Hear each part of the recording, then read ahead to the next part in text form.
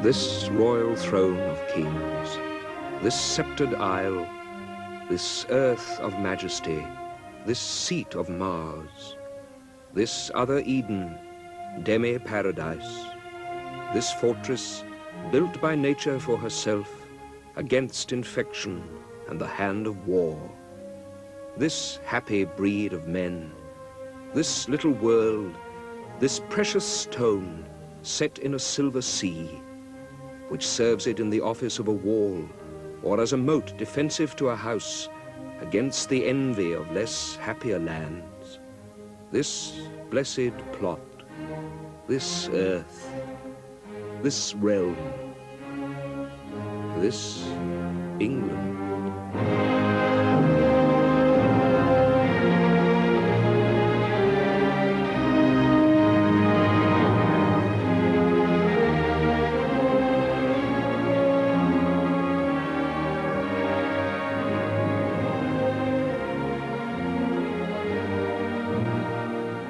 Here, in the early springtime light, see the south coast, a sorry sight.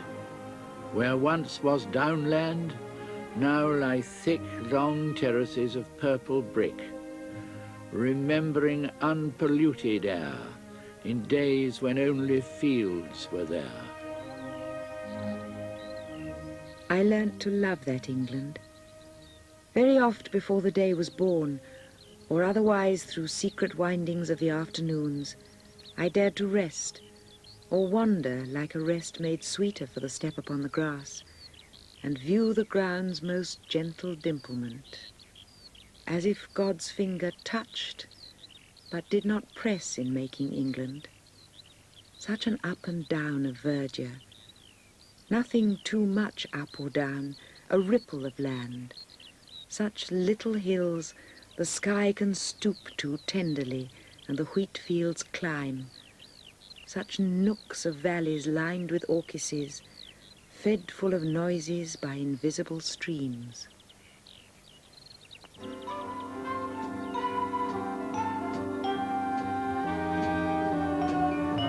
It was a lover and his lass with a hay and a hoe and a hay none enough.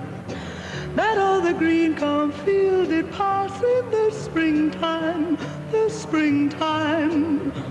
the only pretty ring time, when birds do sing, hey, ding-a-ding-ding, sweet lovers love the spring.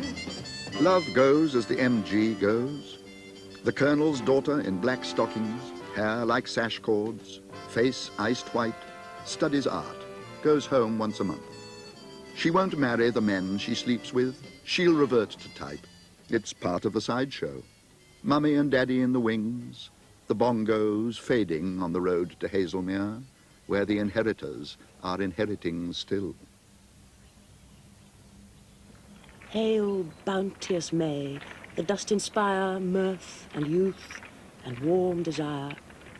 Woods and groves are of thy dressing, hill and dale doth boast thy blessing.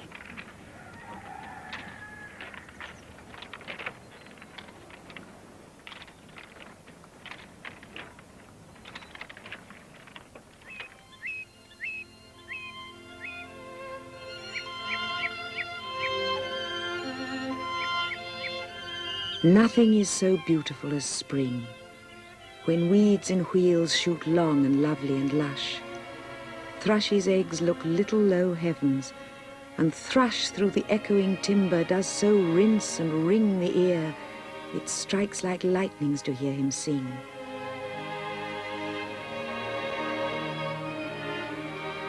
The glassy pear tree leaves and blooms, they brush the descending blue. That blue is all in a rush with richness. The racing lambs too have fair their fling. What is all this juice and all this joy? A strain of the earth's sweet being in the beginning in Eden garden.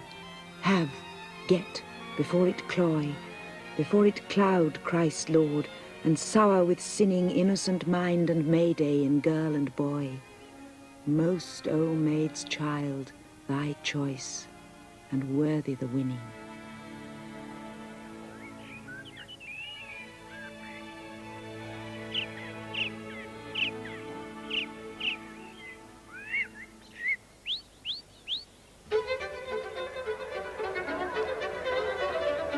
The sun does arise and make happy the skies.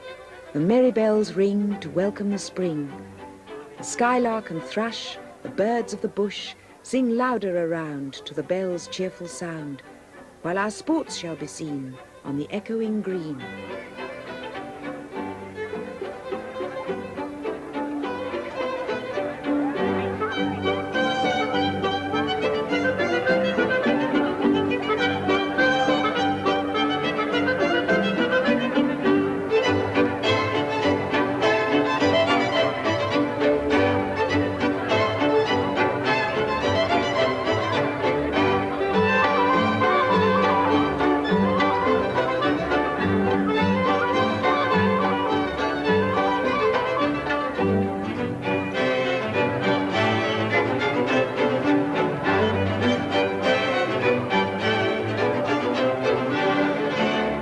John with white hair does laugh away care, sitting under the oak among the old folk.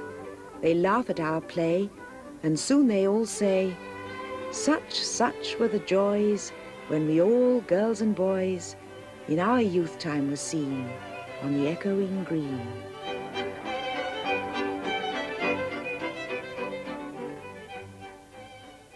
New Holland, Lincolnshire.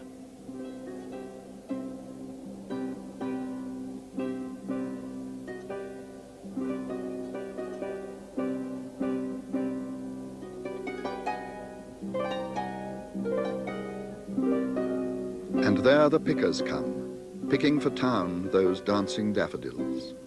All day they pick. Hard-featured women, weather-beaten brown or swarthy red, the colour of old brick.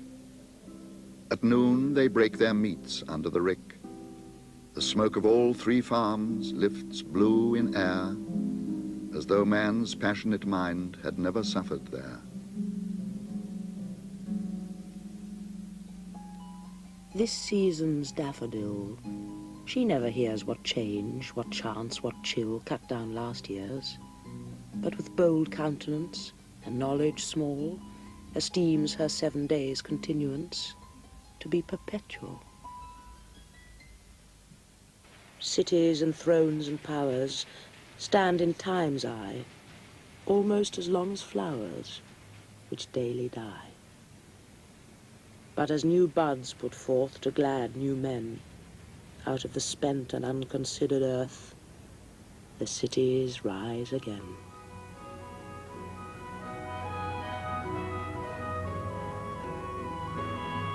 Earth has not anything to show more fair. Dull would he be of soul who could pass by a sight so touching in its majesty. This city now doth like a garment wear the beauty of the morning.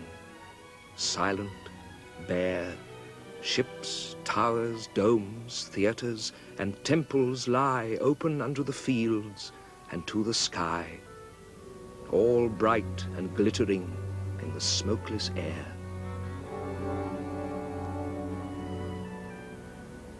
Descend, O Belloc's muse, from thine abode to Deptford on the Blackwall Tunnel Road.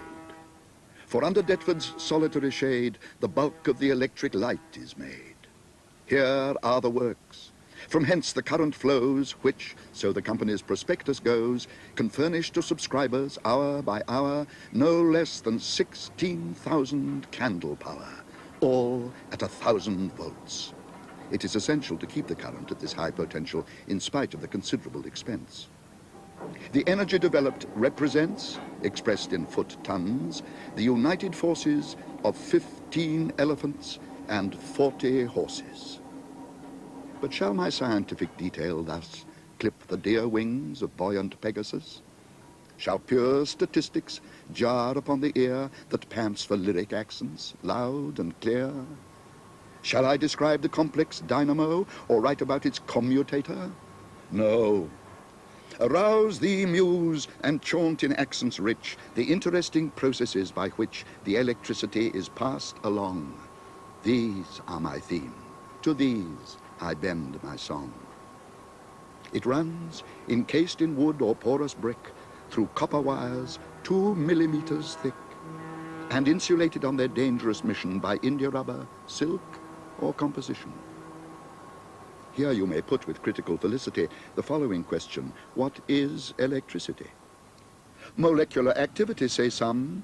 Others, when asked, say nothing, and are dumb. Aroint thee, muse, inspired the poet sings, I cannot help observing future things. Life is a veil, its paths are dark and rough, only because we do not know enough. When science has discovered something more, we shall be happier than we were before.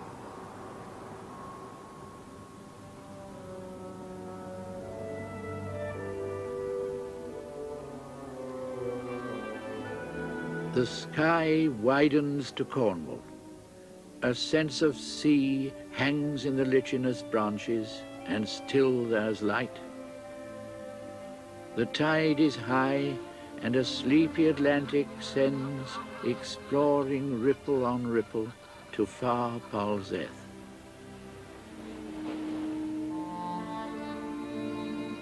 Have the rocks faith that thus they stand, unmoved, a grim and stately band, and look like warriors tried and brave, stern, silent, reckless o'er the wave.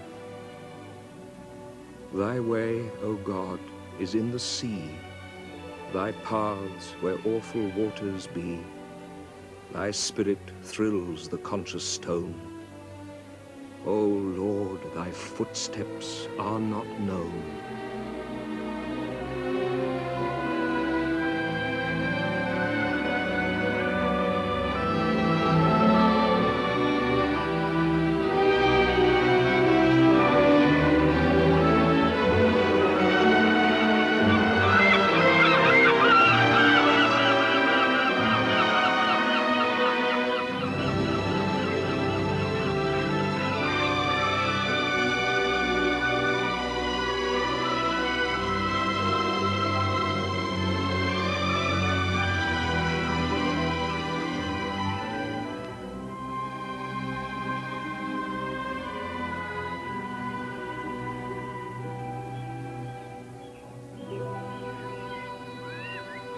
Far from the sea, the unregarded Midlands.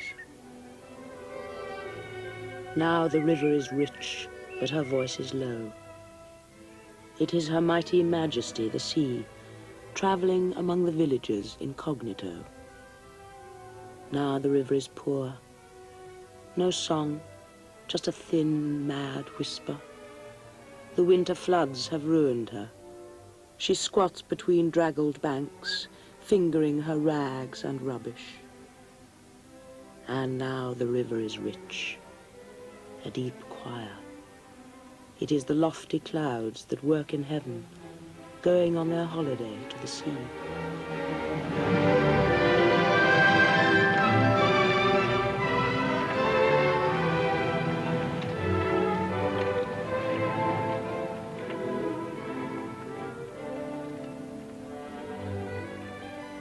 A lovely river, all alone, she lingers in the hills and holds 100 little towns of stone, forgotten in the western wolds.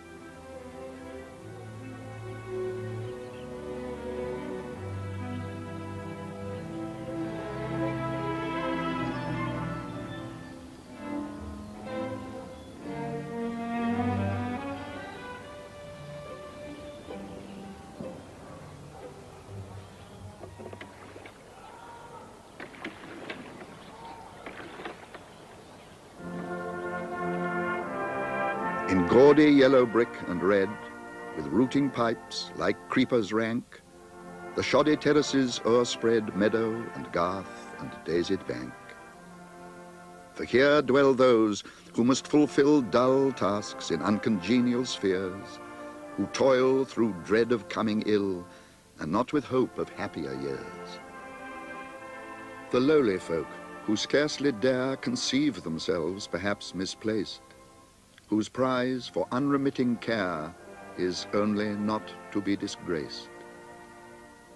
With shelves for rooms the houses crowd, like draughty cupboards in a row, ice chests, when wintry winds are loud, ovens when summer breezes blow.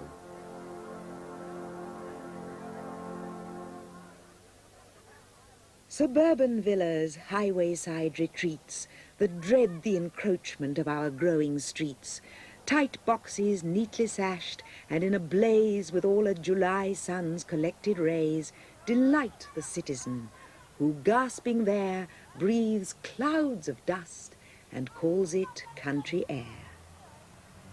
But still 'tis rural.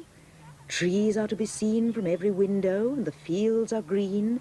Ducks paddle in the pond before the door. And what could a remoter scene show more?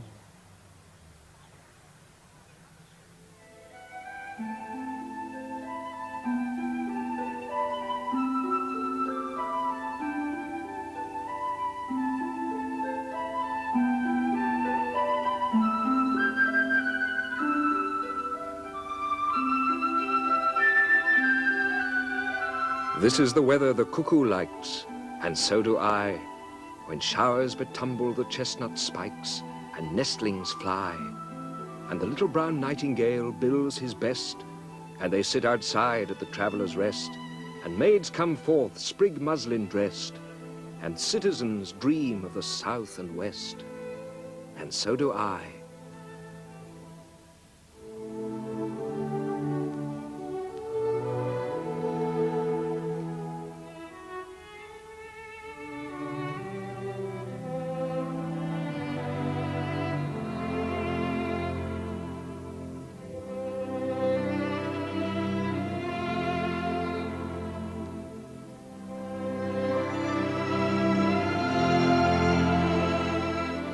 Teach us delight in simple things, and mirth that has no bitter springs, forgiveness free of evil done, and love to all men neath the sun.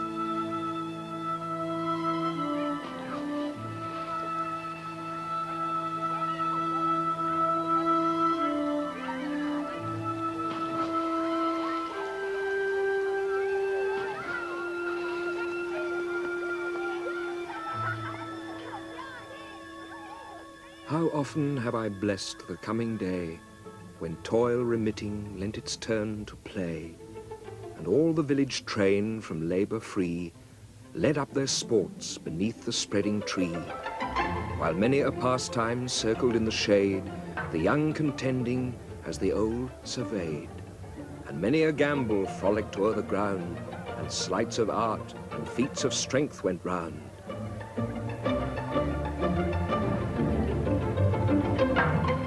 And still as each repeated pleasure tired, succeeding sports the mirthful band inspired.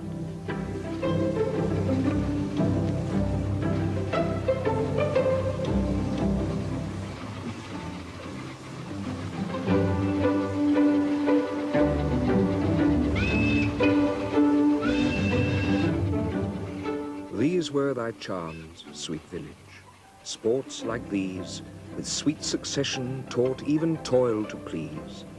These round thy bowers their cheerful influence shed, these were thy charms. But all these charms are fled.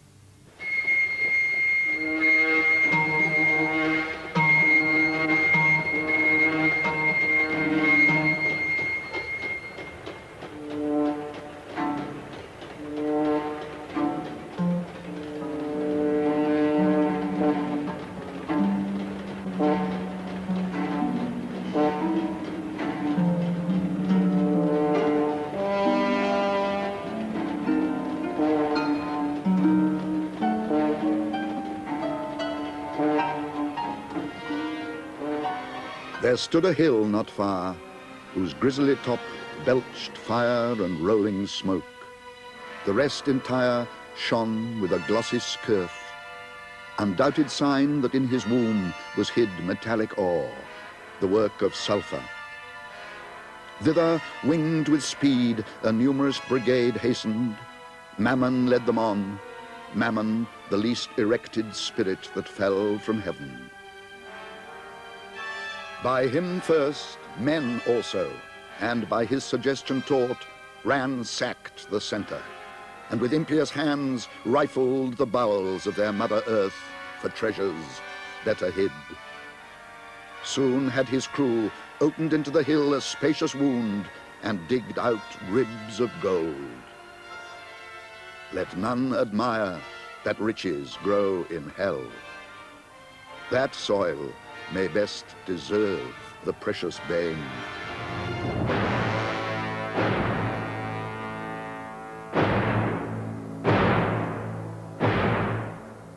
I have a vision of the future, chum. The workers' flats in fields of soya beans tower up like silver pencils, score on score, and surging millions hear the challenge come from microphones in communal canteens. No right, no wrong, all's perfect evermore.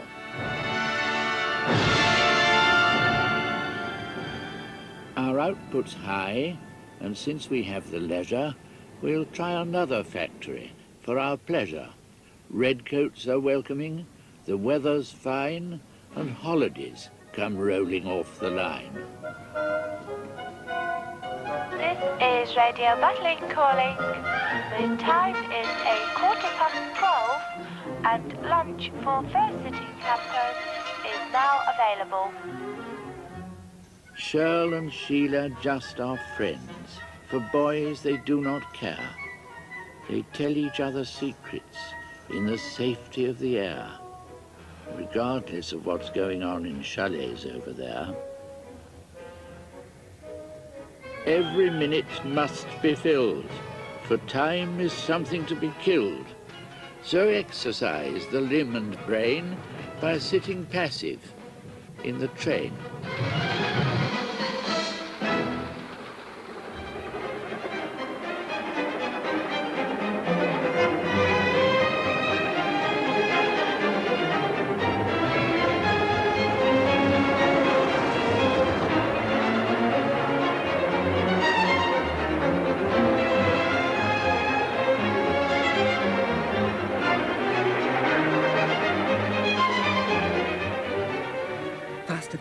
Faster than witches, bridges and houses, hedges and ditches, and charging along like troops in a battle, all through the meadows, the horses and cattle, all of the sights of the hill and the plain fly as thick as driving rain. And ever again, in the wink of an eye, painted stations whistle by.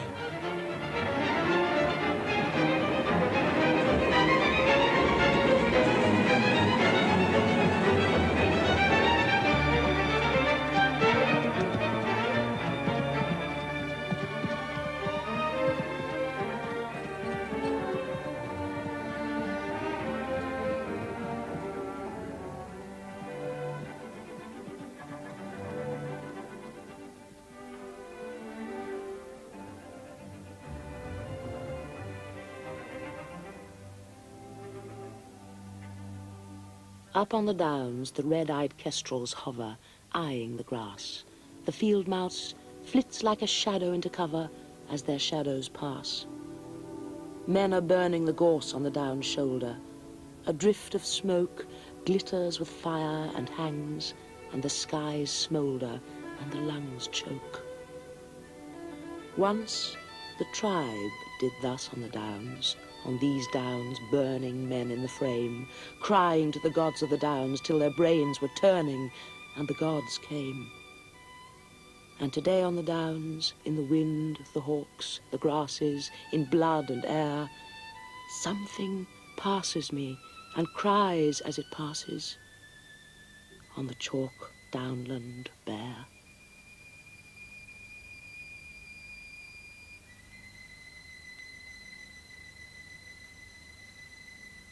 The sea is all about us.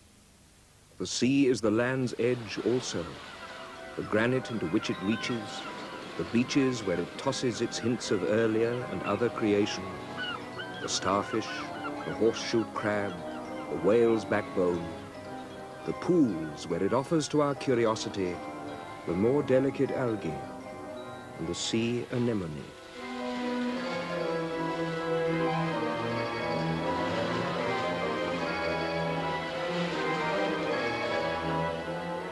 Lady, whose shrine stands on the promontory, Pray for all those who are in ships, those whose business has to do with fish, and those concerned with every lawful traffic, and those who conduct them.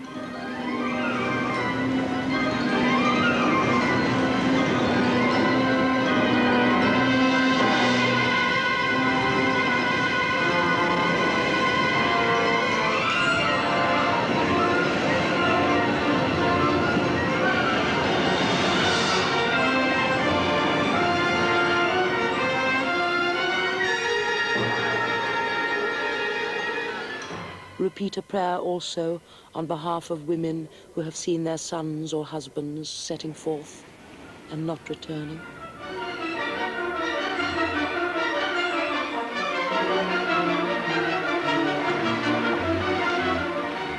Also pray for those who were in ships and ended their voyage on the sand, in the sea's lips, or in the dark throat which will not reject them, or wherever cannot reach them the sound of the sea bell's perpetual Angelus.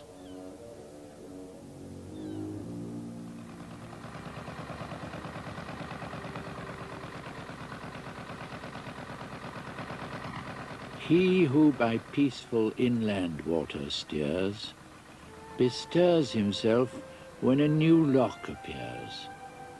Slow swing the gates, the captive waters rise, another level holds the midland skies.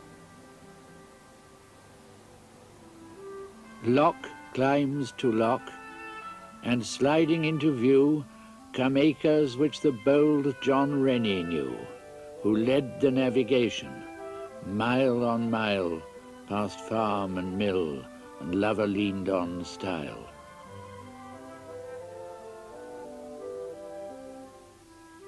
Sweet is the fluting of the blackbird's note, sweet is the ripple from the narrow boat.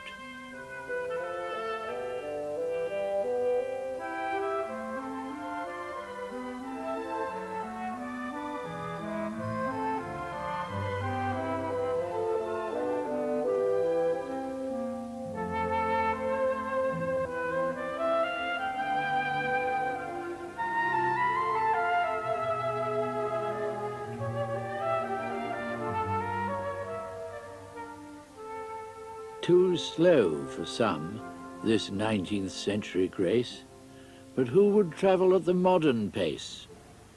Today it seems there's nothing left to do but breathe the diesel as you join the queue.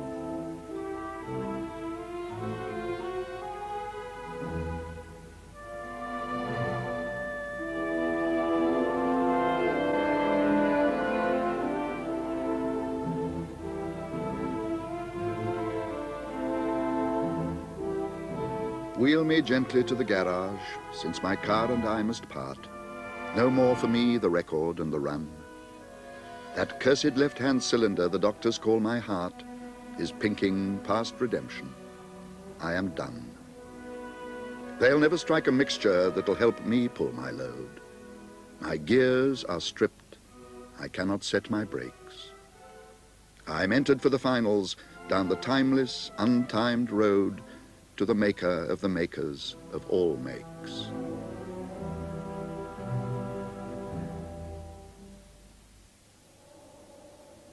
Restful to the feet, grass, thank God. Stone walls and silence, the Pennine Way.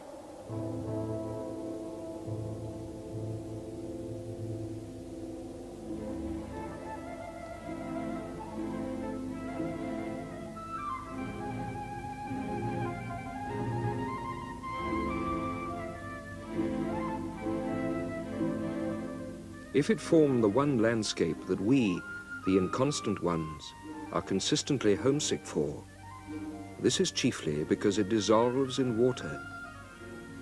Mark these rounded slopes with their surface fragrance of time, and beneath, a secret system of caves and conduits. Hear the springs that spurt out everywhere with a chuckle, each filling a private pool for its fish and carving its own little ravine, whose cliffs entertain the butterfly and the lizard. Examine this region of short distances, and definite places.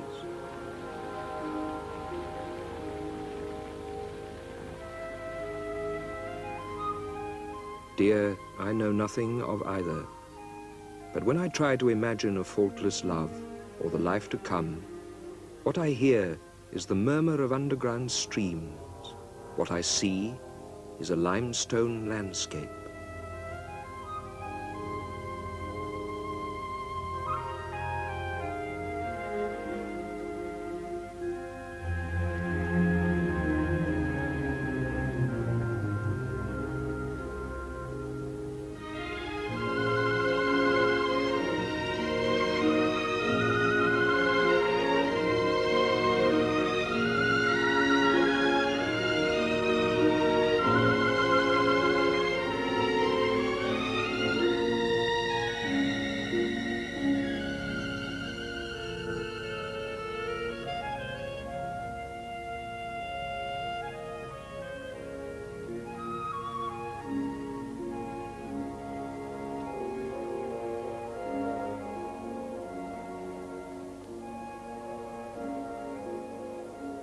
High up to Northumbria and Hadrian's Wall, last outpost of the Roman centurion.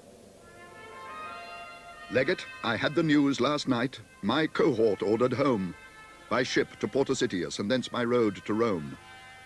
Last night I did not understand, but now the hour draws near that calls me to my native land. I feel that land is here. Here where men say my name was made, here where my work was done, here where my dearest dead are laid, my wife and son, here where time, custom, grief and toil, age, memory, service, love have rooted me in British soil. Ah, how can I remove? I've served in Britain 40 years, from Vectis to the wall.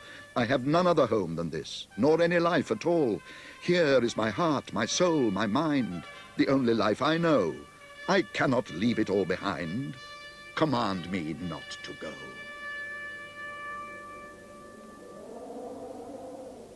Cumbrous defences of the latest war look just as ancient as those built before Saxon or Norman headed for the shore.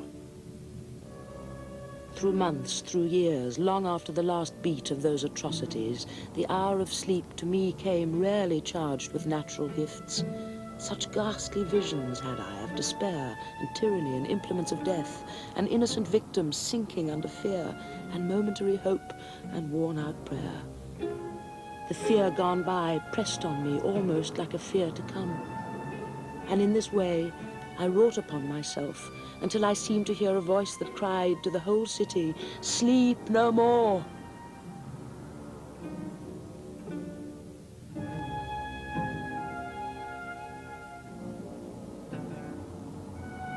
Ash on an old man's sleeve is all the ash the burnt roses leave.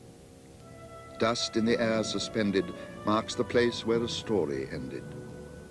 Dust inbreathed was a house, the wall, the wainscot, and the mouse. The death of hope and despair, this is the death of air. There are flood and drought over the eyes and in the mouth, dead water and dead sand contending for the upper hand. The parched, eviscerate soil gapes at the vanity of toil, laughs without mirth. This is the death of earth.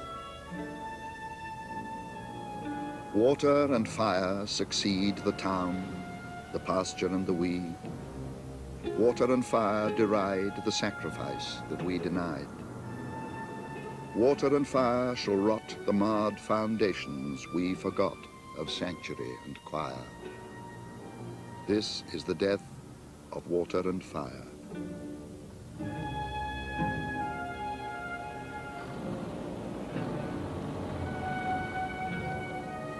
Oh, if we but knew what we do when we delve or hew, hack and rack the growing green. Since country is so tender to touch, her being so slender, that like this sleek and seeing ball, but a prick will make no eye at all. Where we, even where we mean to mend her, we end her when we hew or delve. Aftercomers cannot guess the beauty been. 10 or 12. Only 10 or 12 strokes of havoc unselve the sweet especial scene. Rural scene, a rural scene, sweet especial rural scene.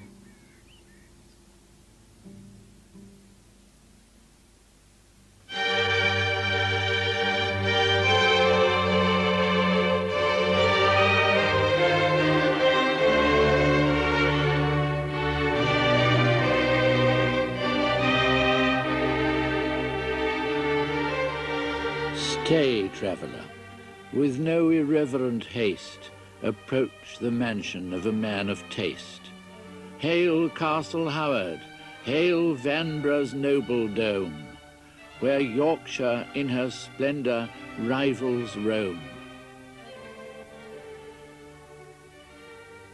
Here the proud footman to the butler bows, that kisses Lucy when she milks the cows. Here the proud butler on the steward waits, that shares his mistress at the castle gates.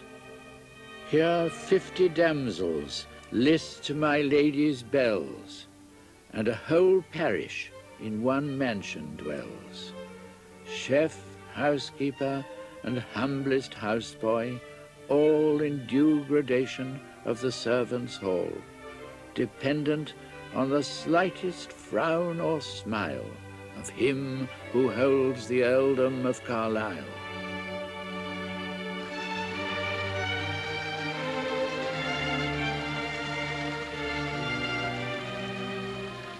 But what are wealth and pomp of worldly state? To yonder mausoleum, soon or late, up those broad steps will go great Howard's dust, a journey no man makes before he must.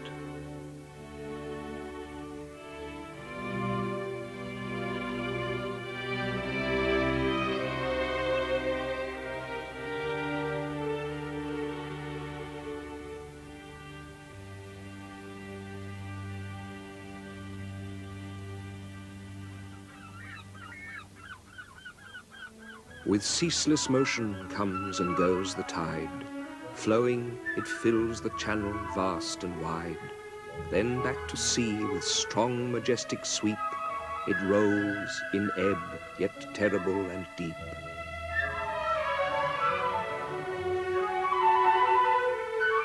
The water only, when the tides are high, when low, the mud half covered and half dry, the sunburnt tar that blisters on the planks, and bankside stakes in their uneven ranks, heaps of entangled weeds that slowly float as the tide rolls by the impeded boat.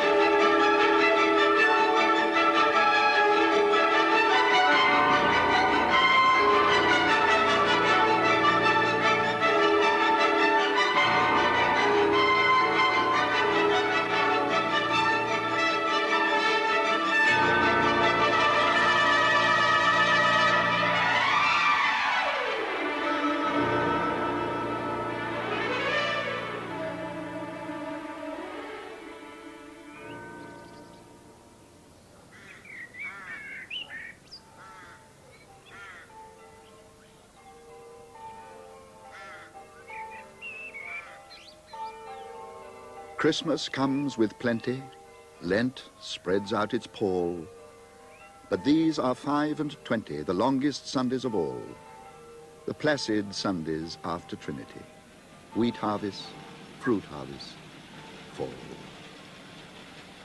Spring with its burst is over, summer has had its day, the scented grasses and clover are cut and dried into hay, the singing birds are silent, and the swallows flown away. Into my heart an air that kills from yon far country blows. What are those blue remembered hills?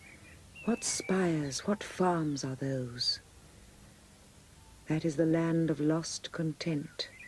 I see it shining plain, the happy highways where I went, and cannot come again.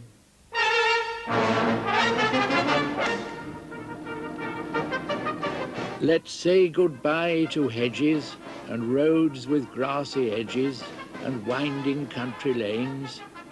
Let all things travel faster where motor car is master, till only speed remains.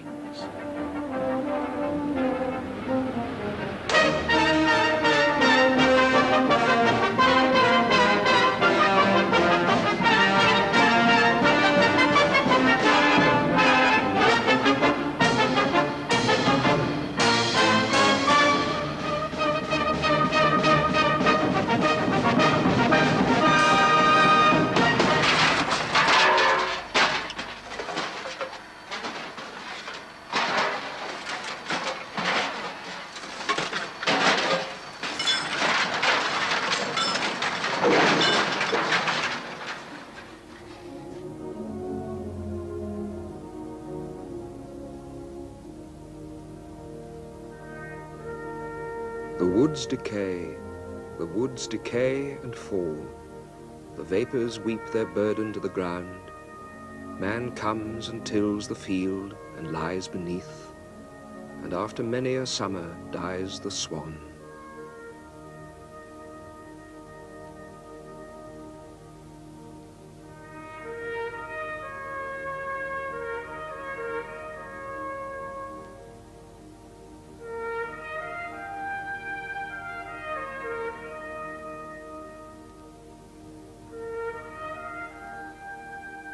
Once again do I behold these steep and lofty cliffs, that on a wild, secluded scene impress thoughts of more deep seclusion, and connect the landscape with the quiet of the sky.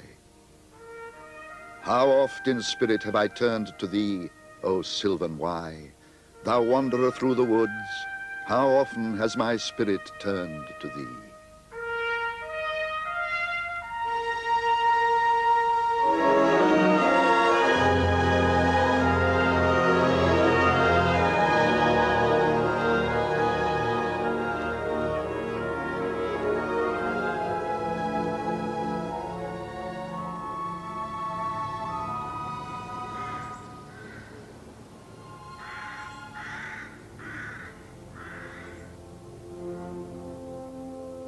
When I have seen by time's fell hand defaced the rich proud cost of outworn buried age, when sometime lofty towers I see down raised, and brass eternal slave to mortal rage, when I have seen the hungry ocean gain advantage on the kingdom of the shore, and the firm soil win of the watery main, increasing store with loss, and loss with store, when I have seen such interchange of state, or state itself confounded to decay, ruin hath taught me thus to ruminate, that time will come and take my love away.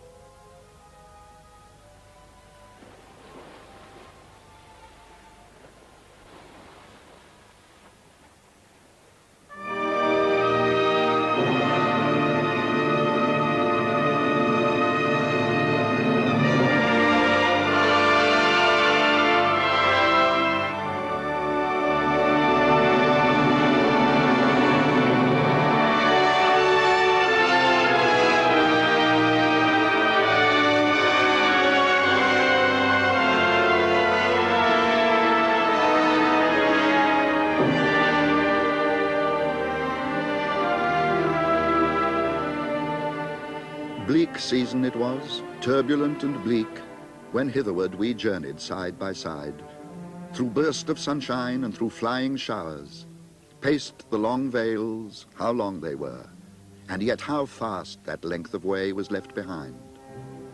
The frosty wind, as if to make amends for its keen breath, was aiding to our steps, and drove us onward like two ships at sea, or like two birds, companions in mid-air, parted and reunited by the blast.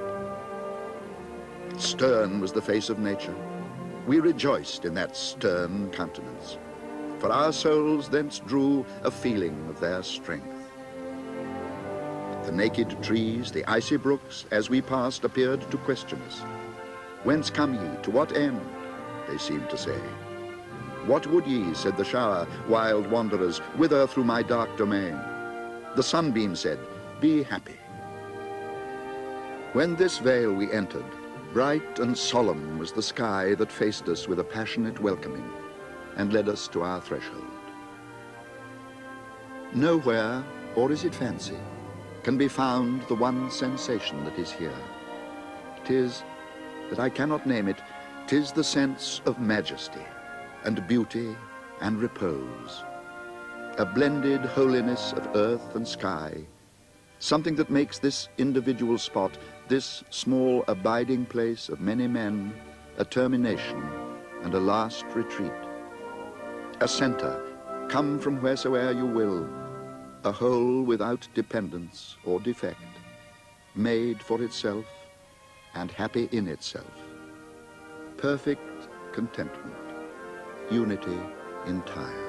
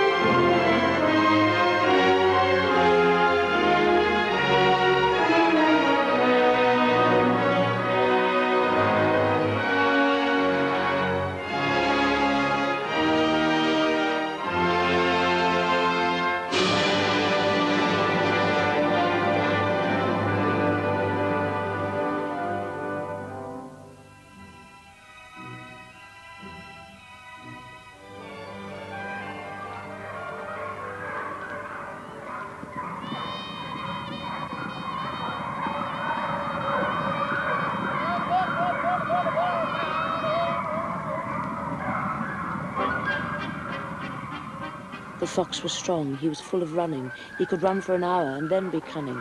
But the cry behind him made him chill. They were nearer now, and they meant to kill. And all the way to that blinding end, he would meet with men and have none his friend. Men to holloa and men to run him, with stones to stagger and yells to stun him. Men to head him, with whips to beat him, teeth to mangle and mouths to eat him. And all the way that wild high crying to cold his blood with the thought of dying.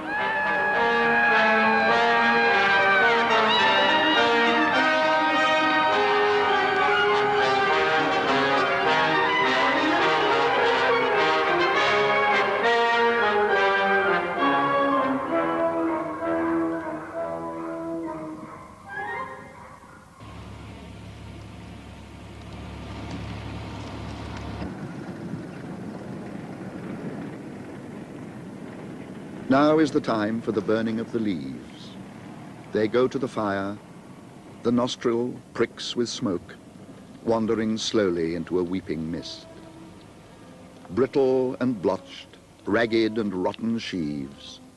A flame seizes the smouldering ruin and bites on stubborn stalks that crackle as they resist.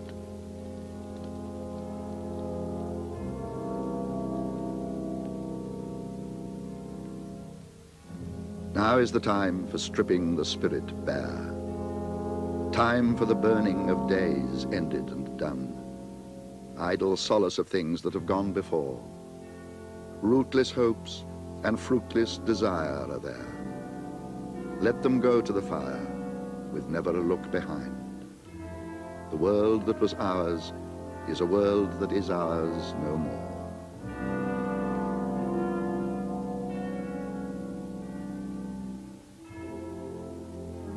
And then the wintry winds begin to blow. Then fall the flaky stars of gathering snow. When on the thorn the ripening sloe, yet blue, takes the bright varnish of the morning dew. The aged moss grows brittle on the pale. The dry boughs splinter in the windy gale. And every changing season of the year stamps on the scene its English character.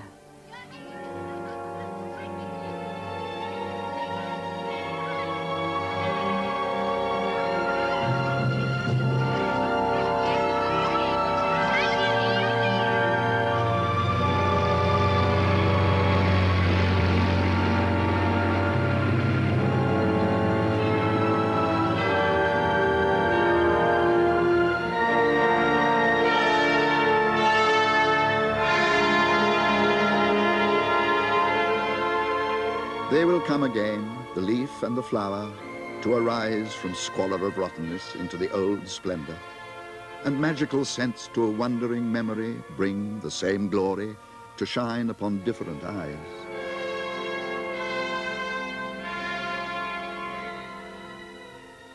Earth cares for her own ruins, naught for ours. Nothing is certain, only the certain spring.